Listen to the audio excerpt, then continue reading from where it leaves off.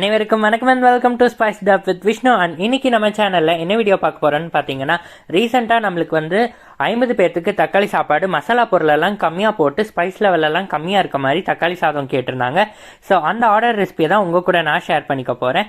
So இதை செய்கிறதுக்கு முதல்ல ஒரு 20 கிலோ வானலில் 2 கிலோ அளவுக்கு நீள்வாக்கில் அரிஞ்சு வச்சிருக்க வெங்காயமும் 1.25 லிட்டர் அளவு எண்ணெயும் சேர்த்துக்கோங்க.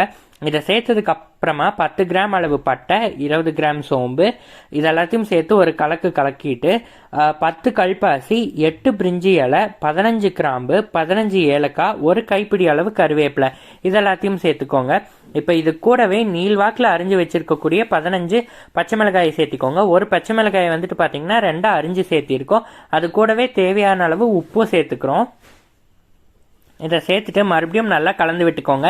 இப்போ மசாலா பொருட்கள் எல்லாம் சேர்த்துக்கலாம். 50 கிராம் அளவு மிளகாத்தூள், 10 கிராம் அளவு மல்லித்தூள், 5 கிராம் சீரகத்தூள், 5 கிராம் கரம் மசாலா சேர்த்து மறுபடியும் நல்லா கலந்துட்டு 1/4 கிலோ இஞ்சியும் 1/4 கிலோ பூண்டையும் இஞ்சி பூண்டு பேஸ்ட்டாக அரைச்சி வச்சுருந்தோம், அதையும் சேர்த்து நல்லா கலந்து விட்டுக்கோங்க. இந்த ஸ்டேஜில் அடி பிடிக்கும்.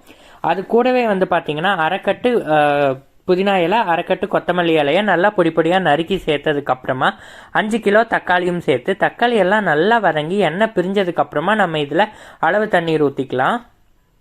1 கிலோ அரிசிக்கு 1 கிலோ தக்காளி போட்டால் தான் டேஸ்ட் சூப்பராக இருக்கும். நீங்கள் எந்த பாத்திரத்தில் அரிசி அளந்து எடுத்தீங்களோ அதே பாத்திரத்தில் 2 மடங்கு அளவு தண்ணீர் ஊற்றுனீங்கன்னா தான் கரெக்டாக இருக்கும். அதாவது 1:2ங்கிற ரேஷியோவில் நீங்கள் தண்ணீர் எடுத்துக்கலாம்.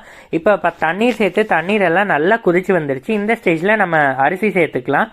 அரிசி பார்த்தீங்கன்னா அரிசி சேர்த்ததுக்கு அப்புறமா 10 நிமிஷம் ஹை ஃப்ளேமில் சேர்த்துட்டு ஓப்பன் பண்ணி ஒரு கலந்துட்டு 20 நிமிஷம் லோ ஃப்ளேமில் குக் பண்ணிங்கன்னா சூப்பராக ரெடி ஆயிரும். அரிசி 2 தடவை நல்லா கழுவிட்டு 3வது தண்ணி ஊற்றி 3/4 மணி நேரம் ஊற வச்சிருந்த அரிசி. அவ்வளோதான், சூப்பரான தக்காளி சாப்பாடு ரெடி ஆயிடுச்சு. இது கூட பார்த்தீங்கன்னா நம்ம வடகம் பொரிச்சு கொடுத்துட்டு அப்படியே ஊறுகாயும் கொடுத்துருந்தோம். கண்டிப்பாக நீங்களும் இந்த ரெசிபியை ட்ரை பண்ணி பார்த்துட்டு எப்படி வந்திருக்குன்னு சொல்லுங்கள்.